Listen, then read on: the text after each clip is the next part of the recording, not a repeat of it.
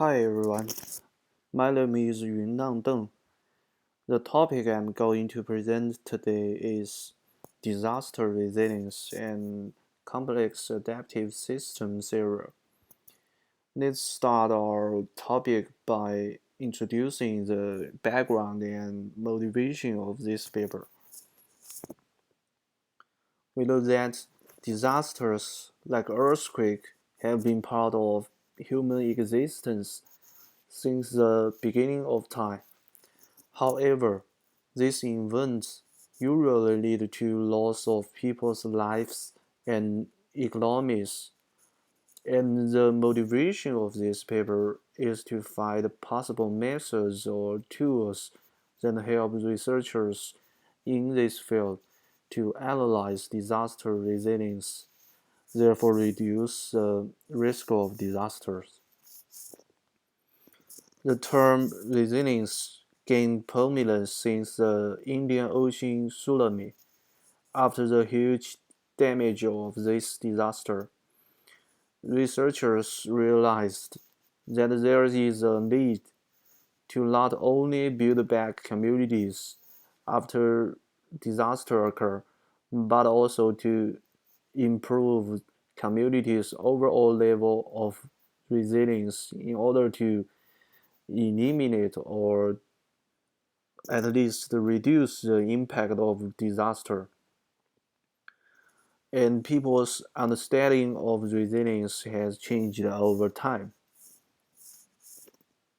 In earlier years, people agreed that resilience is a measurement of communities' ability to absorb the shock and recover from an occurrence of disasters. However, it's too simple to describe what is disaster resilience.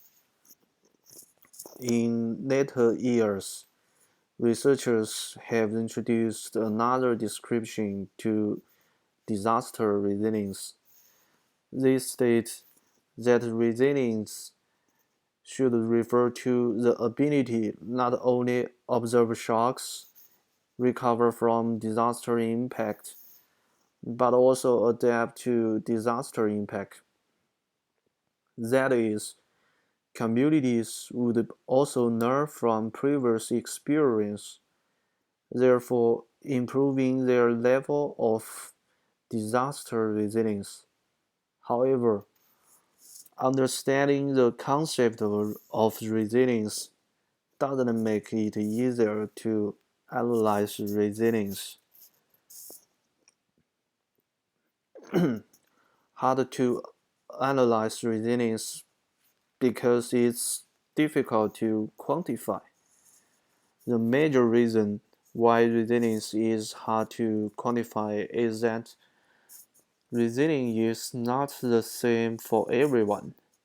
Specifically speaking, different communities may face by different disasters, which would make their coping strategies different.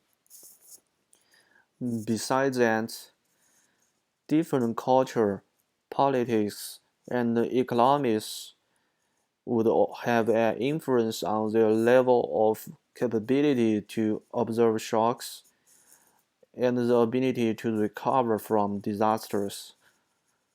Thus, their relative resilience will differ. According to these reasons, it might be impossible to design a one-size-fits-all model or framework to determine resilience. Instead, resilience is context-specific, and it heavily relies on specific community. Additionally, components that could influence the resilience are usually interactive. For example, culture may have impact on politics, whereas politics may have impact on economies. Thus, if we are going to build a model to analyze how interactive of components would affect the level of resilience. The model must meet characteristics of resilient system.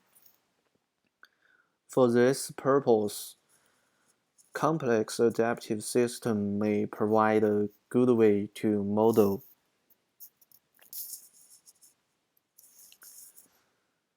According to the definition of complex adaptive system, we could know that this kind of system has three characteristics.